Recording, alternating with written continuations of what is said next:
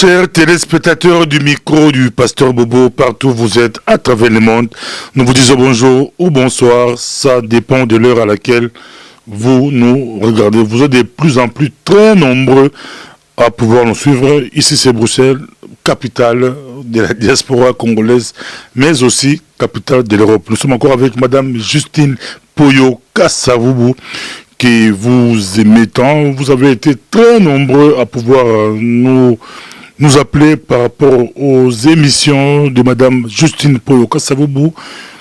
Et pour vous, nous précisons pour vous, nous entamons une série des émissions.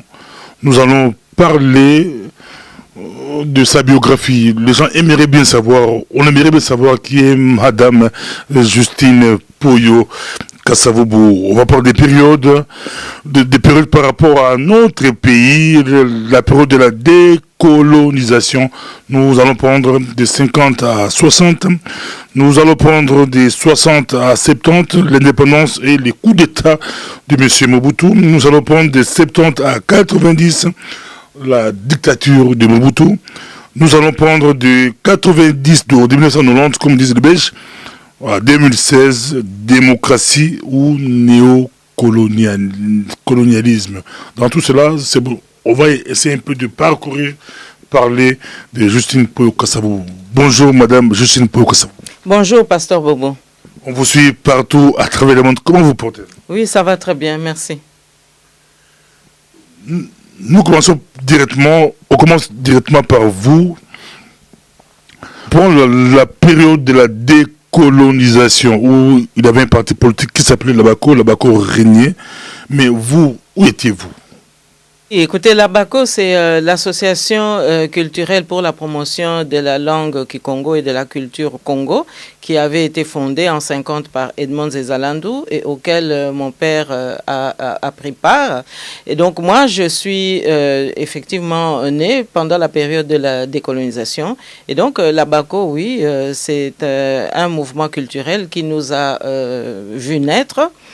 Mais également, c'est une association qui, en 1954, est devenue un parti politique lorsque les Bakongo ont demandé à Joseph Kassavubu, donc notre père, d'en devenir le président. Et c'est à partir de 1954 qu'il a imprimé son impact politique par rapport à l'émancipation de notre pays.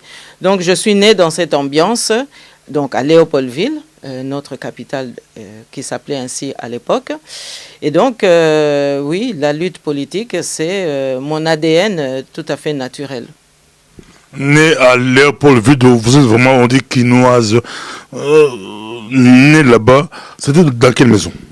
Bon, alors écoutez, pendant la période de la décolonisation, le président Joseph Kassavubu, donc nos parents, avaient déménagé du quartier Saint-Pierre à la rue Kibati, où ils habitaient lorsque notre père a quitté le séminaire et qu'il est entré dans l'administration, pour maintenant, au début des années 50, habiter sur l'avenue Prince-Baudouin, au coin de la rue India. C'est là que notre père a obtenu les fonds, comme on appelait ça, les fonds d'avance pour construire une maison en dur et habiter. C'est donc sur ce lieu que la décolonisation a évolué. C'est donc là que le carrefour de la vie politique des Bakongo s'est organisé. Et donc, pendant ma jeunesse, j'ai vu les va-et-vient incessants entre tous ceux qui s'intéressaient à la politique de notre pays et surtout à l'émancipation du peuple congo. Donc, notre père, petit à petit, est devenu vraiment la plaque tournante de toute cette émancipation-là. Et il faut dire que le climat à l'époque, c'était tout de même quand même encore un climat tout à fait difficile. Parce qu'évidemment, pour les évoluer, comme on les appelait, ceux qui avaient déjà donc atteint un degré d'émancipation, un degré de civilisation, un degré d'instruction, comme nos parents, donc les premiers fonctionnaires de l'État colonial, bon, c'était tout de même encore une période où les difficultés de la ségrégation existaient, parce qu'il ne faut quand même pas oublier que nous étions dans un système d'apartheid. Hein. Il y avait le quartier Kalina pour les Blancs, et puis il y avait la cité, donc la population noire, les quartiers où habitaient donc ceux qu'ils appelaient les indigènes. Et donc, cette dichotomie, cette séparation, cet apartheid fait partie justement des motivations qui ont justifié que les Bakongo devenant associés dans un parti politique puissent revendiquer plus de justice, plus d'émancipation, plus d'égalité pour les peuples noirs. Par rapport à votre école, est-ce que vous avez des souvenirs? Parce que ici on parle de vous, mais en même temps on va faire le parallélisme avec l'activité politique de l'époque. Avez-vous des souvenirs de votre parcours scolaire à l'époque? Comme vous dites, il y a eu la ségrégation de l'école des Blancs et l'école des Blacks, des Noirs. Votre école, c'était où? Avez-vous des souvenirs? D'abord, il faut préciser aussi que quand je suis née, le prénom de Justine, pourquoi est-ce que je m'appelle Justine? Alors, j'apprendrai plus tard par ma mère que, eh bien, mon père avait insisté pour qu'on m'appelle Justine parce que il avait dit à notre maman, bon, cet enfant devra semer la justice autour d'elle. Et donc, justice. Voilà, c'était pour que on me donne l'onction de la soif de justice, donc de réparer les injustices. Et je pense bien que je porte cette marque-là et je suis préoccupée toujours par les questions de justice. Je ne supporte pas les inégalités, je ne supporte pas les iniquités et donc c'est tout le sens de mon combat. Comme quoi, lorsque on baptise les enfants et qu'on leur donne des prénoms, ce sont des actes tout à fait importants parce que évidemment, on prédestine aussi les enfants de cette manière-là. Regardez d'ailleurs dans nos traditions, même lorsqu'on prendra plus tard les options de l'authenticité et que les Congolais vont adopter les noms de leurs ancêtres, eh bien, certains noms sont choisis justement parce qu'il y a une prédestination que l'on donne à un enfant pour faciliter son tracé, pour faciliter la place qu'il devra occuper dans la société et surtout pour conscientiser son sens des responsabilités. Donc, je m'appelle Justine parce que mon père souhaitait que je sois un enfant qui apporte la justice. Mais par rapport à l'école, votre père était déjà évolué à l'époque dans l'école que vous fréquentez, c'était comme des belles écoles. C'était quelle école? Oui, alors Joseph Kasavubu était préoccupé par l'éducation. C'est vraiment parmi les matières, l'agriculture d'une part et l'éducation d'autre part. Il était vraiment préoccupé par l'éducation et a fortiori par l'éducation de ses propres enfants. Et donc, dans les années 50, vous savez que sous la pression du libéralisme qui régnait déjà, par exemple, au Congo-Brazzaville, où le général de Gaulle, qui avait élu domicile à Brazzaville, avait déjà émancipé pas mal d'institutions au Congo-Brazzaville, eh bien, l'éducation au Congo était en train de se libéraliser aussi. Et donc, la ségrégation prenait fin petit à petit, de sorte que les écoles qui jusque-là étaient réservées uniquement aux enfants blancs ou européens, eh bien, étaient maintenant ouvertes aussi aux enfants noirs, aux enfants des indigènes, comme on le disait. Mais il faut savoir que tout cela était assorti d'une condition. Il fallait qu'il y ait une inspection dans nos maisons, chez les évolués, pour voir si tel enfant était apte à entrer dans une école qui était réservée aux enfants européens. Il fallait d'abord qu'on puisse évaluer si le degré de civilisation atteint par la famille en question était satisfaisant, si on mangeait avec des fourchettes, si les lits sur lesquels on dormait étaient bien munis de matelas, et donc si, en quelque sorte, on répondait aux critères d'une certaine modernité, en quelque sorte. Et donc, j'ai vécu cela. D'ailleurs, il y avait à l'époque un jeu très simple que les parents, ou surtout que les mamans, animaient avec leurs enfants. C'est-à-dire que, de la même manière qu'à Noël, on conditionne la docilité d'un enfant par rapport au cadeau qu'il souhaite avoir à la Saint-Nicolas par son aptitude à être sage à l'école. Eh bien, dans les années 50, on nous disait « Ah, mais attention, si tu n'es pas sage, eh bien, tu n'iras pas à l'école des enfants Mundele. » Donc, c'était en quelque sorte une motivation, une promotion, et c'était vécu d'une manière assez sympathique Quoique, derrière tout cela, évidemment, nous avions un regard d'enfant. On vivait ça comme une évolution normale d'enfants qui sont en train de grandir. Mais évidemment, c'était une société où nos parents avaient la soif de rétablir justement la justice et d'obtenir plus d'égalité pour les Noirs. Donc, pour moi, je n'ai connu qu'un seul système éducatif. Au lycée du Sacré-Cœur, c'est là que j'avais été inscrite. Avec des Blancs, avec des Blancs. Oui, c'est le seul système que moi j'ai connu, c'est-à-dire un système qui était équivalent au système belge en Belgique à l'époque. On suit, donc, de votre jeunesse, vous étiez déjà avec, on dit, avec les Blancs, c'était les langages de l'époque, les Blancs et les Noirs. Avant 60, votre papa, votre père, Joseph Kasavubu, était président des Bakongo. C'est bien que ça, c'était il était le leader des Bakongo. Mais vous savez, la conscience politique chez les Bakongo remonte à plus de 300 ans, si je peux ainsi m'exprimer. Même, c'est légendaire, c'est connu. Et donc, dans cette société de modernisation, d'émancipation, les Bakongo ont simplement repris leur flambeau, c'est-à-dire ils ont voulu, dans une ville, une capitale grandissante, donc Léopoldville, Kinshasa aujourd'hui, ils ont voulu s'organiser pour préserver les acquis de leur culture, parce que comme ils l'ont dit quelques années plus tard, il faut que la culture bantoue soit sauvegardée. Cela veut dire qu'il faut éviter que l'invasion de la civilisation occidentale ne vienne détruire les acquis de nos traditions. Donc la préoccupation était celle-là. Donc oui, il était président de l'ABACO, mais au moment où il devient président de l'ABACO, il imprime l'impact politique. Parce qu'il faut savoir qu'en 1946, lorsqu'il a accompli publiquement son premier geste politique dans un discours qui a fait du bruit à l'époque, le droit du premier occupant, c'est-à-dire la revendication de la terre, notre souveraineté, notre intégrité territoriale, etc., eh bien, il n'avait pas obtenu un écho favorable.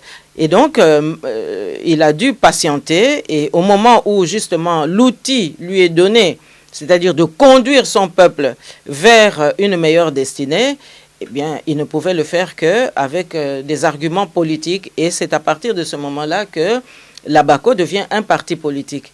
C'est vrai que la connotation culturelle était prédominante, mais ce n'était pas du tout une tare. Vous, très jeune, quelle influence l'ABACO avait sur vous? Ah, mais vous savez, c'est une influence déterminante. Comme je vous l'ai dit tout à l'heure, c'est vraiment mon ADN, voir mon père braver justement parfois la discipline administrative, parce qu'il fallait qu'il aille assister à des réunions, parce que le colonisateur belge, il y avait deux catégories en réalité. Il y avait des Belges idéalistes qui sont venus effectivement pour que notre pays évolue, pour que nous allions vers le développement, mais il y avait aussi les colonialistes qui étaient vraiment très très sévères, très strict, très raciste aussi, on doit le dire, on doit le souligner.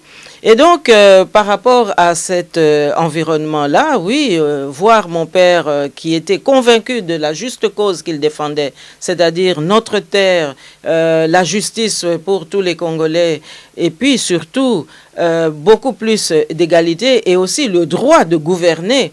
Donc, il pensait qu'il n'y avait pas de concession à faire en cette matière. Et moi, j'ai vu notre père être déterminé. Et parfois, il y avait des réunions nocturnes lorsque le colonisateur augmentait un peu le taux de répression et que certaines manifestations étaient interdites. Eh bien, eux, ils bravaient ces interdits-là pour aller à des réunions. Je voyais notre maman inquiète et parfois l'interpeller. Est-ce que tout cela en vaut la peine? Mais il disait, la terre mérite tous les sacrifices du monde parce qu'on ne peut pas négocier la terre. Et cette détermination, en quelque sorte, m'alimente aujourd'hui. Aujourd'hui, beaucoup de Bakongo ont l'impression qu'ils n'ont plus de leader. Oh, vous étiez, dès votre enfance, très proche de la Bako, très proche du peuple Congo, mais aujourd'hui, c'est comme si, en vous écoutant, c'est difficile qu'on puisse vous taxer, on dit des tribalistes, ou bon, quand vous aimez votre région, c'est pas toujours du tribalisme, mais vous êtes très loin des Bakongo. Non, vous savez, on vient toujours d'un terroir et je pense qu'il faut être fier de son terroir. Mais maintenant, lorsque on vit dans une communauté et lorsque on défend une communauté de destin, il y a aussi des exigences. Et puis nous vivons dans un monde interdépendant. Les circonstances de l'histoire ont fait que les Bakongo ont pu obtenir, en tout cas, une grande partie de la cause qu'ils défendaient, c'est-à-dire l'indépendance du Congo. Ils auraient souhaité tout simplement obtenir, dans un premier temps, l'indépendance du Congo central, comme on le réappelle aujourd'hui. Mais le colonisateur n'en a pas voulu parce qu'évidemment, comme je vous l'ai dit aujourd'hui, il y avait tout de même des tendances qui ne voulaient pas, au sein de la communauté belge, qui ne voulaient pas lâcher prise pour que nous soyons indépendants. Et donc, toutes ces forces contraires ont fait en sorte que la force que représentait la BACO eh bien, puisse être diluée dans une sorte d'exigence d'unification du Congo, un Congo unitaire où on équilibrerait toutes les forces pour obliger la force de frappe de la BACO d'être dans une phase toujours de négociation. Parce qu'évidemment, lorsque vous avez une force et que vous êtes une conscience vraiment consolidée, lorsqu'on vous oblige maintenant par la création de beaucoup de partis politiques juste pour noyauter votre propre force, évidemment, à un moment donné, on justifie la paix par la nécessité d'aller négocier. Et donc, toute la politique que notre papa a dû surmonter, c'était justement de voir que, progressivement, à partir des années 56, que le colonisateur était en train de multiplier maintenant la création de petits partis pour diluer l'impact de la BACO. Et donc, moi, je l'ai vu vraiment se concentrer dans cette lutte et passer outre justement ces tentatives de division, ces tentatives d'impartialité pour revendiquer la cause. Lorsque il était entendu qu'on ne leur accorderait pas l'indépendance pour leur province, eh bien, il a continué la lutte. Et c'est ça qui nous distingue aujourd'hui. Parce que quand on est convaincu d'une cause, ce n'est pas parce que vous perdez une bataille que vous avez perdu la guerre. Et donc pour lui, la guerre, finalement, c'était l'émancipation de l'homme noir. Et il pouvait encore l'obtenir en revendiquant l'indépendance pour tous les Congolais. Et c'est dans ce mouvement d'ensemble que, finalement, leur force était telle qu'on ne pouvait vraiment pas obtenir de leur part la moindre concession. Et donc on a maintenant obligé les Congolais à suivre le mouvement, d'où tout ce qui s'est passé par la suite. Est-ce que Justine Paul Kassabou est fier d'être au Congo? Mais je suis fière d'être ce que je suis.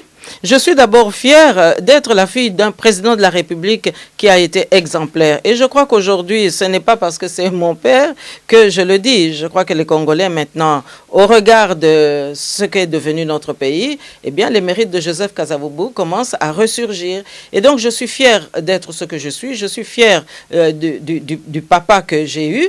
Et puis, je suis aussi fière d'être congolaise parce que, quand même, c'est la congolité qui nous motive aujourd'hui. Ma lutte aujourd'hui, c'est la lutte de l'intégrité de notre pays. C'est la lutte de la récupération de notre pays. Et c'est la lutte aussi de la réhabilitation, de la restauration du travail que le président Joseph Kasavubu a fait, mais que malheureusement, il n'a pas achevé. Et donc, aujourd'hui, notre pays est sous occupation. Nous sommes loin, évidemment, du rêve de Joseph Kasavubu. Joseph Kasavubu rêvait d'un Congo évidemment d'un Congo stable, d'un Congo développé, d'un Congo où tous les Congolais pourraient aller à l'école, pourraient aussi vivre grâce à leur talent, mais certainement un Congo où chacun se sentirait à l'aise. Et nous sommes loin du compte.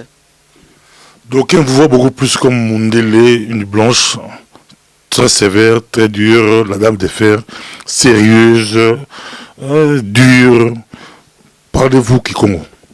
Oui, je parle Kikongo. Vous savez, nous pourrons toujours à l'avenir, lorsqu'on aura terminé cette série, rien n'empêche qu'à un moment donné, nous puissions aussi faire des émissions en langue Kikongo. Mais alors à ce moment-là, je pense que vos studios et puis votre auditorat aura peut-être aussi évolué pour que vous soyez aussi à l'aise pour pouvoir comment dirais-je, fidéliser votre public, comme on le fait aussi au Congo. Je crois que jusqu'ici, sauf erreur, il y a toujours des émissions dans les 4 langues nationales. Donc rien ne vous empêche, vous aussi, de pouvoir diversifier un petit peu votre panel à l'avenir. Donc oui, je parle Kikongo, je parle Kiyombe également. Ça peut étonner certaines personnes, mais c'est justement ce côté-là que Joseph Kasavubu nous a instruit. Parce qu'au-delà de l'éducation que la culture occidentale pouvait nous offrir en fréquentant les écoles qui étaient maintenant accessibles aux enfants noirs, mais il a toujours été préoccupé par la volonté de garder nos traditions. En tous les cas, de maintenir le lien avec notre culture, avec notre passé, mais surtout avec nos langues nationales. C'est la raison pour laquelle j'ai aussi compris cette exigence de la part de notre père, et je me suis toujours appliqué à garder un contact dans notre langue nationale. Et lorsque quelques années plus tard, j'aurai la chance de poursuivre ma scolarité à l'extérieur du pays, non pas par caprice, mais parce que les circonstances sécuritaires nous l'imposaient, eh bien, j'ai gardé toujours des relations épistolaires avec mes parents en langue kiyombe. Les lettres d'archives sont là pour en témoigner. Quand vous arrivez au Bas-Congo en 2011, pour la campagne pour 2006, là où vous étiez candidat président. 2006. Au Bas-Congo, vous parliez Kiyombe avec les mamans, avec la population, et puis Kikongo. Ah mais oui, parce que vous savez, et vous citez d'ailleurs une période qui est tout à fait intéressante pour moi, parce que j'ai eu vraiment la chance et le bonheur, je peux même le dire, de parcourir toute une partie de notre pays et surtout d'aller dans le Congo central profond. Et j'étais d'ailleurs accompagné par un jeune candidat à la députation à cette époque-là, Gérard Mbumba, qui a aussi grandi dans le terroir, et nous avons fait nos meetings en langue kiyombe. C'était vraiment une expérience absolument enrichissante. Et donc, oui, pour moi, ce qui comptait, c'était de reprendre contact avec le Congo profond. Et je vous assure que les satisfactions étaient journalières. C'est un peuple qui ne demande qu'à vivre, c'est un peuple qui ne demande qu'à travailler, c'est un peuple qui ne demande qu'à être conduit par des leaders responsables. Ça, c'est la soif que moi j'ai lue dans la population. Et c'est dommage que depuis 2006, justement, que chaque occasion électorale ait été des occasions manquées ou des occasions bafouées ou même, je dirais, des occasions méprisées. Il suffit d'évoquer 2011 et chacun comprendra. Nous parlons de la période de la décolonisation, mais en face de Léopoldville, c'était Brazzaville. Là-bas, il y avait un certain Yolo qui est aussi très proche de Kasavubu. Parlez-nous un peu de cette période-là. Oui, l'abbé Fulbert Youlou, d'abord, c'est quelqu'un qui était proche culturellement de notre père, mais en plus, c'est le premier maire noir, sauf erreur, de Brazzaville. Et donc, il a bénéficié de cette politique d'ouverture que le général Charles de Gaulle avait mise en place dans les territoires de la France équatoriale, ou en tout cas de l'Afrique équatoriale française, plus exactement. Et donc, la situation au Congo-Léopoldville préoccupait beaucoup Brazzaville.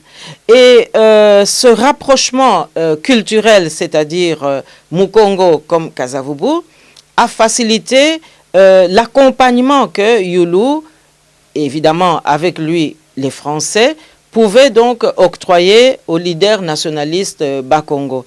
Et cette préoccupation était tellement forte que, eh bien, on a vu que ça a été plus exactement justifié par le fait que au Congo-Brazzaville, c'est-à-dire les Français à cette époque-là, ils ont jugé assez sévèrement la politique coloniale belge, parce qu'ils n'admettaient pas les réticences de la Belgique à lâcher prise, ils n'admettaient pas le traitement de l'apartheid qui perdurait, et donc c'est contre ce vent contraire à l'histoire que Fulbert Youlou s'est manifesté.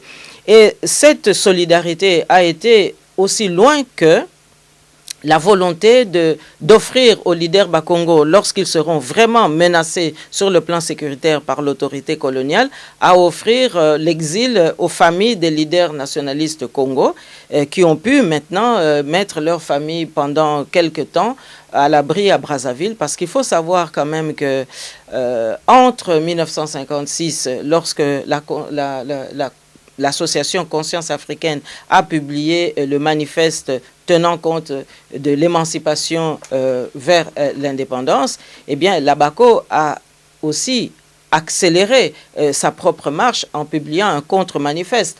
Et ce contre-manifeste tenait compte d'une vision à long terme que le Belge Jeff Van Bilsen avait publié, un plan d'émancipation sur 30 ans.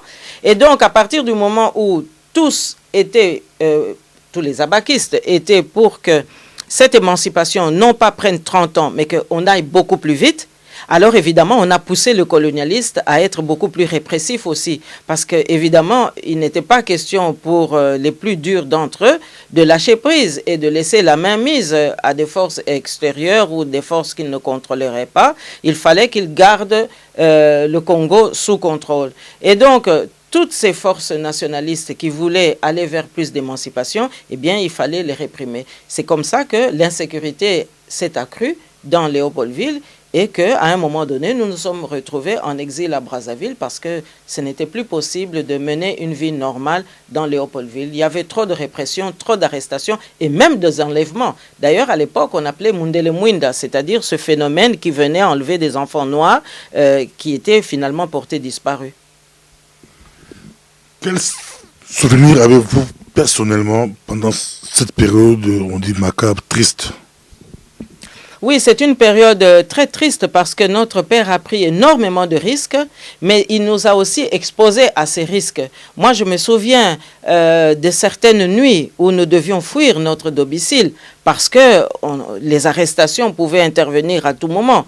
Et parmi ces fuites vraiment les plus mémorables, c'est au lendemain du 4 janvier 59, lorsque le mouvement d'émancipation vers l'indépendance est tellement maltraité, il y a tellement de frustration, et lorsque la population explose dans une colère dont on parle encore aujourd'hui, et qu'il s'ensuit l'arrestation des leaders de la BACO, dont notre père, eh bien nous avons dû fuir pendant la nuit. Notre mère a dû prendre quelques effets pêle-mêle, et nous avons dû traverser toute la cité noire pour aboutir finalement à la commune de Bandalungwa où nous avons été accueillis. Et vous savez, ce sont des souvenirs justement de grande tristesse et puis de grande désolation parce qu'on se rend compte que dans les moments difficiles, eh bien, beaucoup de portes vous sont fermées. On a frappé à la porte de pas mal de gens, mais la peur était telle que il y a eu très peu qui ont pu nous ouvrir la porte pour nous abriter. Et il a fallu le courage d'un Sébastien Kini à Bandalungwa pour que nous puissions avoir un peu de répit. Et donc là, l'histoire nous apprend aussi beaucoup de choses. Et tous ces risques-là, j'ai vu notre mère souffrir de cela. J'ai vu aussi mes frères et sœurs, nous souffrions de cela. Et donc nous étions ballottés, en tout cas entre 56 et 60, ce sont des années très très difficiles. Et l'enfant que j'étais ne pouvait que se rendre compte que vraiment le danger était permanent, et lorsqu'on vit éternellement ou en tout cas longuement dans le danger, vous savez, c'est très très difficile d'oublier cela, et tout cela alimente une conscience politique. Je crois que ça explique ce que je suis devenu aujourd'hui. Vous arrivez à Brazzaville, vous étiez logé où, chez qui, c'était comment? Parlez-nous un peu de votre présence à Brazzaville, très jeune fille avec les parents. Avez-vous des souvenirs? Bon, écoutez, il faut d'abord savoir que Joseph Kasavubu, lui, avec les autres leaders, ils ne lâchaient pas prise. Ils sont restés, eux, à Léopoldville. Donc, ce sont les familles qui ont été abritées à Brazzaville. À ce moment-là, moi, j'ai poursuivi ma scolarité au lycée Javoué, à Brazzaville. Mes frères étaient à l'école de la Poste, et puis il y en a un autre qui était au lycée Savorgnan de Brazza. Et donc, voilà, ce sont des années difficiles, des années de réadaptation, parce qu'évidemment, changer d'école dans un contexte de crise politique, de crise sociale, ce sont toujours des conditions difficiles pour les enfants. Mais je dois dire là que donc le maire de Brazzaville, l'abbé Fulbert Youlou, a été d'une solidarité tout à fait exemplaire.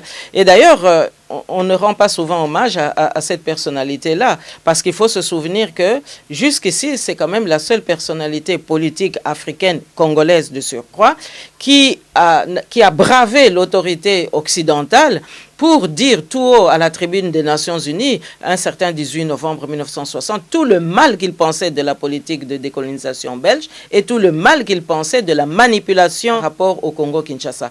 Et donc, voilà, peut-être que nous devrions nous inspirer justement de tous ces enjeux pour que nous sachions comment rebondir. Donc, ma conscience de jeune enfant a été forgée par tous ces événements-là, par toutes ces incertitudes, par toutes ces iniquités et aussi par toutes ces peurs. Donc tout cela nous a alimentés parce que la décolonisation n'était pas du tout une traversée facile, loin de là. Le Congo-Brazza était à l'avance par rapport au Congo belge parce que de l'autre côté, Youlou était déjà, on dit, bourgmestre. Oui, il est devenu maire en 1956, mais les écoles de Brazzaville étaient déjà des écoles d'ouverture depuis la fin de la Deuxième Guerre mondiale, depuis 1946, lorsque Charles de Gaulle a autorisé une ouverture sociale et puis une ouverture aussi pour l'émancipation des Noirs. Et donc, les écoles étaient déjà mixtes à Brazzaville, ainsi que dans d'autres pays de l'Afrique équatoriale française. Et en cela, ils étaient beaucoup plus en avance. Et c'est la raison pour laquelle Youlou ne comprenait pas que le cours de l'histoire allant dans le sens de la décolonisation, que les Belges puissent encore manifester de la réticence et qu'ils se comportent pratiquement en conquérants qui ne partiront jamais. Donc ça aussi, c'était des leçons que nous avons tirées de toute cette époque. Et plus tard, Youlou va devenir président, Kassabou aussi. Oui, évidemment, parce que c'est aussi un combattant politique. Il revendiquait les mêmes droits, il avait la même vision. Il a eu peut-être plus de coups de franche par rapport à une ancienne puissance coloniale qui a accepté l'idée de l'indépendance. Tandis que pour nous, au Congo-Kinshasa, l'idée de l'indépendance était rejetée d'une manière générale. Il a fallu vraiment la force de conviction des Congolais et notamment de la BACO pour que nous arrachions cela. Et chacun sait d'ailleurs dans quelles conditions la table ronde a été organisée et comment on en est sorti. Donc, il y a eu 2 poids 2 mesures, une évolution qui n'était pas parallèle par rapport à ce qui s'est passé à Brazzaville. La Belgique, pour avoir hésité longtemps, pour avoir refusé longtemps, eh bien, a dû maintenant accélérer la marche après les émeutes du 4 janvier 59. Et donc, c'est ce qui justifie aussi le discours du roi Baudouin le 13 janvier 59, lorsqu'il dit, oui, il faut éviter que nous fassions de l'indépendance ou de cette fin de colonisation une période qui soit dans l'instabilité. Il faut éviter d'aller dans des atermoiements funestes et dans des précipitations inconsidérées. Donc cette formule est restée très très célèbre. Pourquoi? Mais parce qu'il fallait éviter maintenant que les erreurs qui ont poussé à la réticence, qui ont enseigné le gel de la libération du peuple congolais puisse maintenant conduire dans un effet inverse de déstabilisation et d'implosion générale. À ce moment-là, il y a eu des élections communales. Donc, comme vous l'avez bien dit, Léopoldville, Congo belge était en retard par rapport au Congo-Brazza. Là-bas, les Youlou étaient déjà des maires. Nous, on organise des élections communales où je crois votre père va devenir plus tard bourgmestre du Kassavou aujourd'hui, la commune qui porte son nom. Avez-vous des souvenirs pendant cette période? Oui, il faut savoir que justement cette détermination politique poussera finalement les Belges à accepter que dans une première phase, il y ait des élections communales pour permettre à ces évolués d'apprendre à gérer d'abord au niveau des communes. Mais le fait le plus marquant, c'est de retenir que Léopoldville, à ce moment-là, est peuplé démographiquement d'une majorité des Bas-Congo. Et donc, c'est tout à fait naturel que la BACO remporte la majorité absolue des communes qui composaient Léopoldville à ce moment-là. Et donc, notre père devient effectivement bourgmestre de la commune de Dendal, qui prendra son nom par la suite. Mais l'investiture, comme vous le savez, dans l'ancien système, c'était 3 mois après. Et donc, au moment où il prononce, au mois d'avril, son discours d'investiture, et c'est là qu'il lâche « Nous voulons l'indépendance immédiate ». Eh bien, il a suffi... Qui lâche? Joseph Kasavubu. À 107. Oui, avant 138. À 108, avant le Momba. Les élections, oui, bien sûr, mais c'est le père de la nation, quand même, je ne vais pas vous le faire dire. En 57, les élections ont lieu en décembre et l'investiture des bourgmestres a lieu 3 mois plus tard. Et 3 mois plus tard, Joseph Kasavubu prononce l'exigence de l'indépendance immédiate. Alors, évidemment, la foule qui s'était réunie pour fêter cet événement, eh bien, c'est le défoulement et ça se termine pratiquement en émeute. Et l'autorité coloniale est outrée de cette audace de parler de l'indépendance. Et donc, il s'en suivra justement des sanctions disciplinaires sur le plan administratif pour Joseph Kasavubu, suspension de salaire, comme ça se passait dans l'administration coloniale, et puis des mises à pied, etc. Donc, il a osé, mais cela quand même a payé. Mais ça a aussi poussé l'autorité coloniale à accroître la répression et la surveillance contre les leaders du Bas-Congo. Les réunions devenaient de plus en plus clandestines d'ailleurs. Alors, cette époque-là, moi je m'en souviens très bien parce que notre maman, qui attendait évidemment les invités, parce que le discours d'investiture, il était prévu que ça se termine tout à fait normalement et que dans notre résidence, nous ayons maintenant un dîner. Eh bien, elle était occupée à préparer la nourriture et en ne s'attendant pas à ce qu'il y ait des échauffourées, tout d'un coup, la parcelle, les murs sont envahis par la population et ça lui coûtera d'ailleurs un geste maladroit parce que, surprise par la foule qui déferle dans notre maison, eh bien, elle va laisser tomber une marmite avec de l'huile et elle a gardé une cicatrice sur une de ses mains de cet événement-là. Donc, d'un côté, la joie d'entrer en fonction parce qu'on devient effectivement bourgmestre à temps plein, et de l'autre côté, immédiatement, la population qui n'a pas pu se retenir et qui a tellement manifesté sa joie que ça a failli se terminer en émeute. Et alors, l'autorité coloniale, dépassée par les événements, qui n'avait pas d'autre choix, semble-t-il, que de sévir. Et la sanction sera quand même assez prononcée. Donc, ce sont des événements qui marquent la conscience d'un enfant. Mais c'est là aussi qu'on mesure, lorsqu'on grandit, le degré de don de soi des leaders politiques. Et je pense que c'est là qu'on remarque que vous avez affaire à des êtres d'exception. Parce que dans chaque nation, Dieu donne des hommes pour libérer les peuples sous oppression. Et il n'y en a jamais 100 qui ont la même mission. Et Joseph Kasavubu avait cette mission-là, parce que vraiment c'est une personnalité qui s'est donné corps et âme pour ce pays-là. Et nous en avons payé le prix, mais je pense que ce sont des péripéties de l'histoire qui comptent, ce sont des péripéties de l'histoire qui ont leur valeur, qui ont leur place, et c'est une fierté justement de pouvoir être dans cette filiation-là. On le suit partout à travers le monde. Nous rappelons que nous sommes avec Madame Justine Pouyo Kasavubu.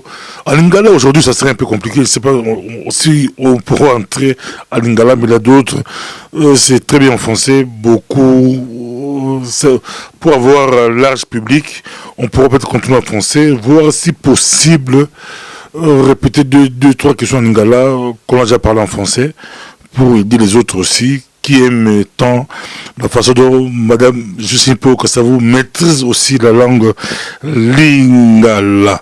Le 4 janvier 59, on arrête Kasavubu et quelques leaders de la BACO. Vous le connaissez déjà comme était jeune? Ah mais oui, parce que vous savez, il n'y avait pas que Joseph Kasavubu qui est arrêté, il y avait Daniel Kanza, il y avait Simon Zeza, le trésorier, et donc ce sont ces 3 têtes d'affiche-là, surtout, qui ont compté. Alors, les autres leaders de la BACO, ils étaient aussi pourchassés, ils étaient malmenés, ils étaient en clandestinité.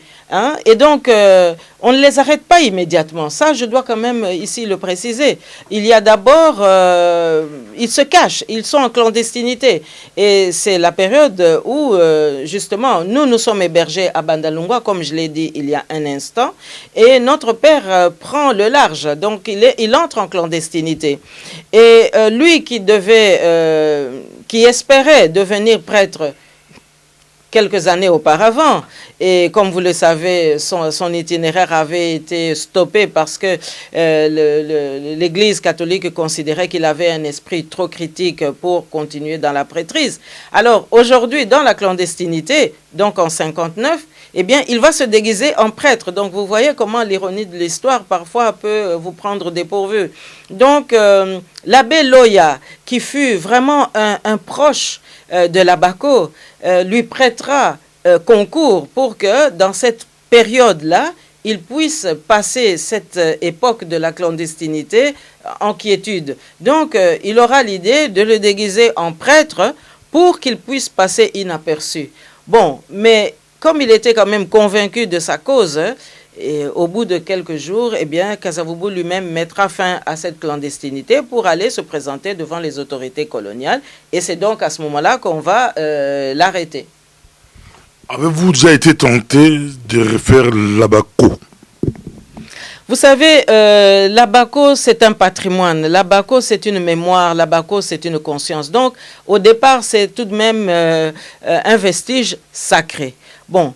Il faut savoir aussi que lorsqu'il y a eu le coup d'État, et là nous devons faire un bond en avant, lorsqu'il y a eu le coup d'État en 1965, la première chose que Mobutu a faite, c'était quoi? C'était de supprimer les partis politiques. Mais il est clair que dans son esprit, il visait surtout la BACO, parce que la force de frappe de la BACO était telle que il avait vraiment hâte à ce que cette menace soit éteinte. Et donc, il a liquidé beaucoup d'opposants qui le sont devenus des leaders de la BACO à ce moment-là, pour créer la terreur, pour créer la peur, pour détruire ce patrimoine.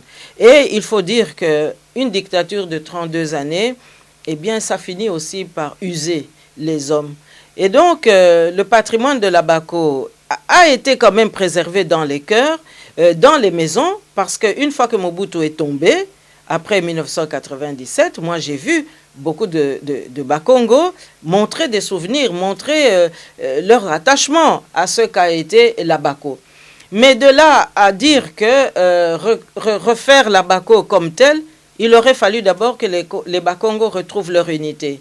Et nous étions loin du compte, parce que Mobutu a surtout suscité la division au sein du peuple Mkongo.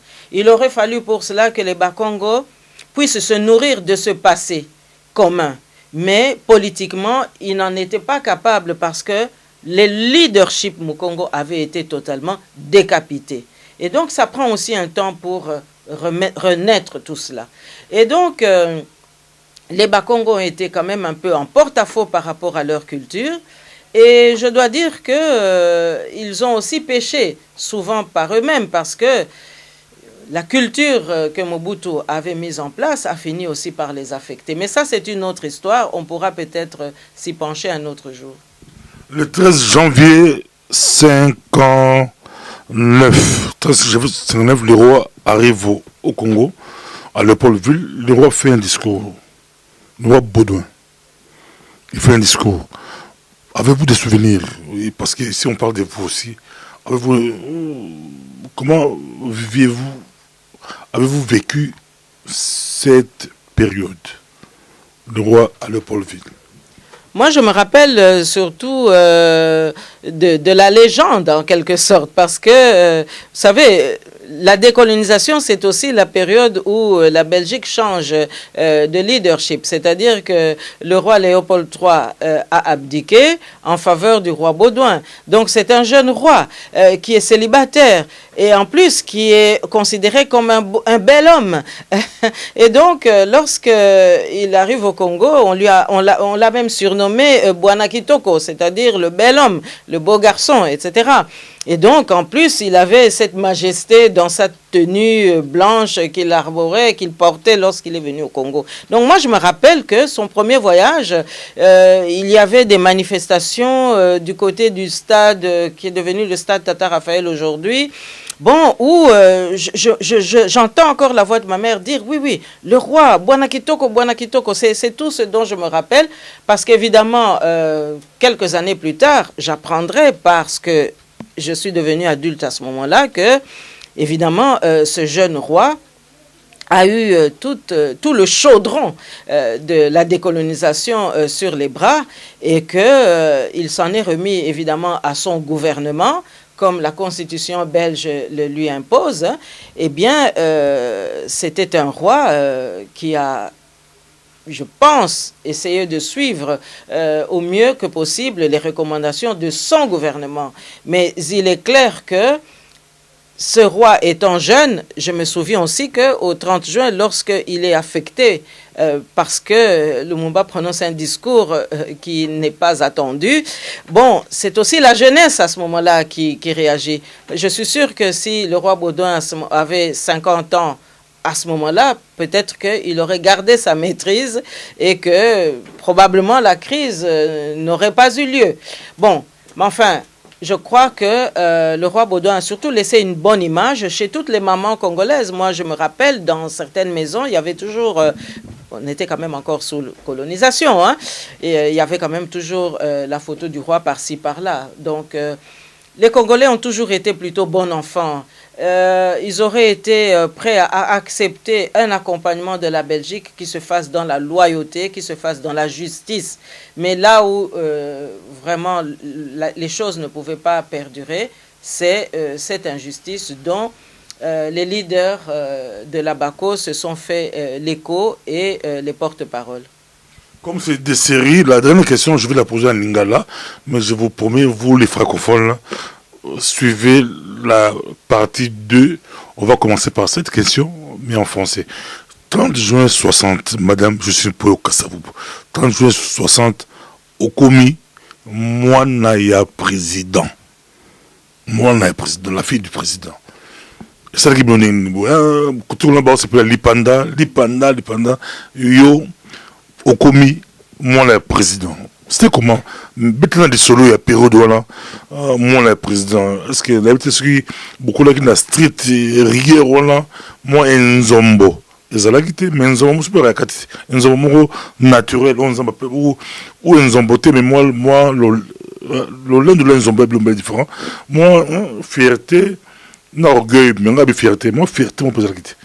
Moi, le président, il y a Congo. Moi, il y a moi aussi président du Congo, Moto Moindo. Congo, ils ont pas la biso, Colombo, comme Ndile Baki. Nakoki koloba eza lokuta te lolendo ezalaki te tala comportement ya bapara na biso tala ezaleli ya Joseph Kasavubu mutu moko azalaki simple mutu moko aza kolinga kokende pa ya population atosaki mpe mibeko ya Nzambe yango wana mpe Mateyi apesaki biso ntango towuti Braza toza kozonga tozokatisa ebale ya Congo mpo toya kozonga na Léopoldville mpo papa akomi mokonzi Mateyi ya liboso baboti bapesaki biso chauffeur nyonso, jardinier nyonso, boko benga bango ba monsieur, boko pesa bango respect. Tolingi koyoka te, boza ko benga Joseph, Charles, Jacob, te. Et kozala monsieur Joseph, monsieur Jacob, etc. Moi, le président, oso respecter ba cuisinier, ba cordonnier papa, ba jardinier, ba ta cuisine, voilà.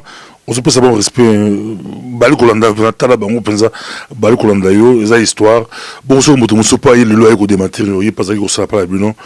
Aïe, mon ça pas la bino avec Justine Penza à Zobéanga kala kumbulanga Jean Biba à kozalate mon côté à côté les malelo pour alobake tozanga ki bango respect bango nyonso to mais c'est Simon monsieur Jean-Claude bango nyonso to bazaki ba monsieur ezaki signe ya respect bongo bapesaki biso mate ya mibale baministre nyonso oyo baza kosala na papa na bino bokobenga bango bapapa ezalaki papa Justin Marie papa Patrice Emery Lumumba ainsi de suite omoni mate ya bapesaki biso yango wana bokopesa bango respect baoyo baza baministre baza lokola batata na bino baoyo baza basali bazali basali kasi bokopesa bango respect po bango pe bazali batata baza pe na bana bokopesa bango respect ndenge bokopesa respect na mutu nyonso o bokokuta na ye na nzela monsieur papa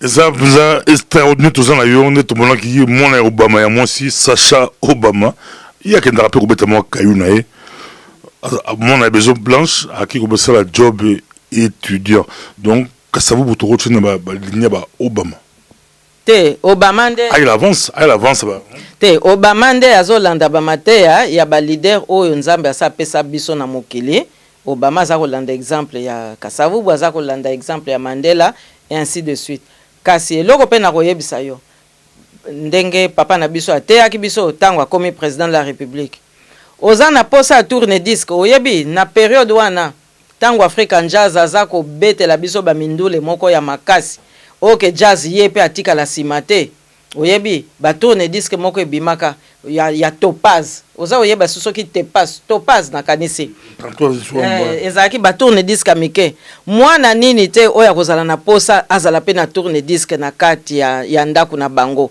surtout que na période na moke ba surboom eza koya ekomi peza la mode soki ozangi tourne disque oleli okosenga papa Joseph Kasavubu tourne disque réponse ni naza kopesa biso akoloba tozali na mois de novembre tokozela mois de juillet tango tokotala ba point na yo na classe soki ozwi ba point ya malonga nde tosombi tourne disque avant tourne disque okozwa te deuxième exemple nazalaki na posa vélo na période wana nazomona bana mindele tango mosusu na masolo boye na cours de récréation naza na vélo boye nayebisi papa j'ai besoin d'un vélo j'ai envie d'un vélo mama tango mosusu pa azomema biso na magasin oboke sedek epai bokende na pek epai tango bokozonga oyo sarma kuna epai maison du jouet oyo ezalaka en face ya Denise na l'air wana ozomona bajouet ndenge na ndenge namoni bavelo ya kitoko nazongi na bi papa je veux un vélo papa lobi nanga mais l'année scolaire vient de commencer on attendra le mois de juillet quand tu auras réussi tes points alors on va t'acheter un vélo. Nazela kambula mobimba pona kozwa vélo papa pasteur Bobo. Donc éducation biso tozwa yangwana. Mbongo eza ya ko gaspiller te. Oyo papa aza kozwa yango kaka wana suka oyo tokosalela yango. Eza te kaka ni kozwa mbongo ya leta pour satisfaire biso. To azwa mbongo ya leta poto kende ba vacances soke pa wapi. D'ailleurs ba vacances biso zo kende kaka na village. Po papa lingaki to yeba réalité mboka to tika yango te. Tozala toujours na connexion ya epai to uta poto bunga nzela te epai toza kokende omoni papa pasteur Bobo éducation biso tozwaki yangwana pe na kopesa nzambe lokumu na éducation wana po nzambe nde ayebi oye yaka biso tokoka koyeba te ke Mobutu koya kosala coup d'état mais omoni soki tozalaka na bizaleli ya bana lolendo mbele tozalaki na place te na Congo metala na ndenge baye kosala papa na biso coup d'état na ndenge pe lokola yibaki te mbongo ya leta azalaki nesika msusu pe ya kokende te akufi kaka na Congo mama pe asali kaka vi na Congo abokoli biso na sima liwa papa kaka na Congo mais soki tozalaka na éducation ya malamu te soki pe papa yibaka mbongo ya leta mbele Mobutu abomaka ye mbele exemple ya liboso elingaka ezala te bapendu ya Pentecôte na oyo ekoma place de martyr wana mbele ezalaki papa na biso o Mobutu azaki na besoin à liquider ba rivaux na ye donc azui modèle mususu po papa azala lisusu te azui pe modèle mususu po papa Moïse Tshombe azala lisusu te kasi po ya koloba ke akamata ye akanga ye na singa boya ke ndiko pendre ye wana bangaki quand même ya kosala ngo tout au début puisque amoni ke mutu wana ndenge bobozo yebisaki ye il n'a pas de mérité aibite Joseph tika ye omoni masolo biso tozwaka donc soki papa na biso azaka mutu alolendo mbele ta mususu lelo tozana bomoi te. Merci beaucoup to mpesa suka na to komuna suka ezeke senko emba penza mais lisolo ya Mobutu na Kasavubu bati musu basolo bake bayokana ki za faux coup d'état bayoka ki kaningi ba histoire bima Marin Ngouabi ayokana rappelé na ba tunaye na ba masamba débat basala coup d'état mais ya bango ekwera matu ya basasungeso bayaka ba on dit ba boma ba Marin Ngouabi ba boma ba mais un jour de temps fan na to solo là est-ce que Kasavu na Mobutu ba okale ba c'est cop ba okale Kasavu ba ina ega ba yaki na ega na pe Ngouabi nga zo en classe yeba ba yaki na mama politique ba okani yozwa. Mais bayoka na ndenge nini e ya no na kopesa yo eza mwa mulai papa pasteur Bobo kotanga minute te lokolo tuninga likambwana bayoka na ndenge nini yo mutu bapesi yo bokonzi na ndenge nzambe asalaki ba election esalami okomi mokonzi oza kokamba mboka bongo siko coup d'état eye kosalama baka bokonzi ndenge wana surtout que na tango wana ye Mobutu asali coup d'état na novembre 65 a élection générale ezalaki koya na sanza à mars 6 mois après tozalaki kokende na élection na nguya ya constitution oyo ba parlementaire na biso ya liboso ba bongisaki na Luluabour na 64 donc ezalaki expérience moko président Kasavu bazaki nango posa totia ngo penza na nzungu po ba congolais balakisake loi fondamentale oyo colonisateur atikelaki biso ekomi na sima siko tozwi penza souveraineté na biso toza kokende na ba élection po to tambusa penza mboka na biso to kamba ngo penza na ndenge moko ya malamu akende kopesa ebo konzi mais soka pesa ka ebo konzi alors pona nini baye ko botola bandeko nanga passeport po tozalaki biso nyonso na libanda na période wana la plupart ya bana ya Kasavu bazaki na Congo te po insécurité oye landaki assassinat papa Patrice Lumumba et permetaki te que ba parents ba maîtriser na famille na sécurité na musala la ngwana ba bimisaki biso tango coup d'état ye tozana libanda eloko liboso Mobutu asali ko botola bana mibali passeport ngai kutu passeport tango balingi ba ezala lokola ba proroger ngo ekomi susu problème omoni donc bana mibali basilisa classe te na période wana il fallait nanu bazonga Congo na batenant lieu po ba botoli bango ba passeport Mobutu alobi te soki batikeli bango passeport bakendo sala politique alinga kite rivalité ezal et puis alobi bo pona bana basi problème ezate wana ezali histoire ezate kenga na yawa yo tuninga tozo sala biographie po toza kolinga population ayeba banani o bazana posa ko kambaye po lobi baya kotiela biso ba demi Dakar te po biso toza ba demi Dakar te donc il faut pesiko to pesa population restitution ya vérité po ayeba ke non soki na lingi bomengo lobi pona bana ngai fona pona congolais donc yango ana to ndimi exercice oyo donc soki ezalaka ya kokaba papa pasteur Bobo mbele asali injustice wana na bandeko ya mibali te na bandeko nanga mibali te pona biso bana basi alobaki nini na batu na ye oya période wana le wana banendaka mutu baza ba homme fort na sécurité balobi te pona bana basi problème ezate ou bien tokokomisa bango bandumba ou bien toko sukisa kaka bango problème ezate toko maîtriser bango omoni donc voir ba pesa ki biso bana basi ou bien to trahir tata na biso tokende na nzela bozoba ya bolole ou bien tokozwa eloko moko te mais ngai lokola papa sa pesaka ngai onction ya kombo ya Justine na tiaka justice na nzela na ngai na tikalaki fidèle na mateya wana na lobi te nakoki kopesa nzoto na ngai te to nakoki kopesa molimo na ngai te da muto ya sali coup de pied apesi papa na nga coup de pied jamais omoni na ye ko banda exil muke d'ailleurs bazalaki ko traiter on écoute la poto on si trozon là prochainement écoute la poto te omoni tangu na zongi Congo puisque papa na biso lokola azalaki na ye na château na Espagne te azalaki na ndako na Suisse te azalaki na ye pe na eloko moko te na libanda biso bana destin na biso ezalaki kaka Congo soki oza na besoin ya likambo il faut kaka ozonga na Congo soki oza na mbongo oza kolinga kolona eloko il faut kaka osala ngo na Congo po tozalaki na biso na ndako mosusu te tozalaki pe na esika mosusu te mais tango kozonga Congo oyo ba difficulté nini tomoni te ngai lokola na boyaki na nga compromission na Mobutu papa pasteur Bobo calvaire na ngai ebanda nango na l'air wana omoni papa pasteur Bobo kasi natalaka nini nzambe alukaki pona bomoi na biso apesi biso tata ya modèle wana tata ngo pe atiki mateya nga na lobaki te il faut dalanda mateya nazaki na choix mususu te mbongo ezate babotoli mbongo to mwa muke oyo papa na biso kokaka otike comme sous problème il faut kana landa mateya na kotia nzambe na épreuve po malobo papa na nga atiki na landa ngo na kotala ti ekomema ngai wapi omoni donc po na ngai tant Mobutu azui pouvoir ezalaki kaka po a éliminer biso to loba yango ezate po lelo batu musu bazo komisa Mobutu mais ezalaki dictature po dictature nyonso esengaka o éliminer ba source ya rivalité alors yango wana pe biso tozalaki exposé na ba danger wana mais lokola esika mususu eza kolakisa ke bana ngo bazana bango penza na ba moyen mingi te tango amoni ke a neutraliser bana mibali tokoki pe ko définir neutralisation yango ezwaki ba modèle ndenge nini et on a décliné ça comment wana pe tokoki ko salela ngo émission mobimba po ba exemple ezali alors ba monika kaka ke non pona bana basi problème ekozala te mais lokola nzambe alalaka te omoni esika Mobutu andimaki te nzambe ayeko lamusa onction ya mobilisation onction ya conscientisation epai na biso.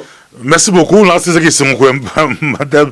Je sais pas que ça vous boyo qui pisa bolandi penza, là qui pisa bingiango ezalaki biographie na parcours na ye. Si posa na ambition politique na bola so yaka o pesa parcours na yo. Ya je pesa waye na koli, na botami, na zokende. Donc sous la 60.